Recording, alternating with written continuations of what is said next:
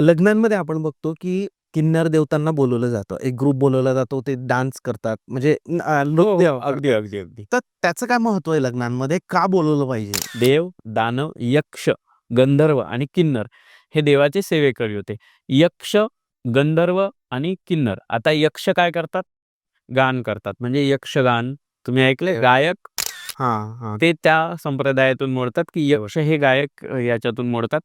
गंधर्व हे नृत्यकला सादर करतात आणि किन्नर हे यक्ष, गंधर्व आणि किन्नर हे 3 असे उपदेवता आहेत, ज्यांना नृत्य गान करून लोकांचे मनोरंजन करून त्यांना आशीर्वादित करण्यासाठीच भगवंताने सेवेकरी म्हणून ठेवलं आणि त्यामुळे प्रभू श्रीरामचंद्रांनी आशीर्वाद दिलाय मंगलमुखी होण्याचा.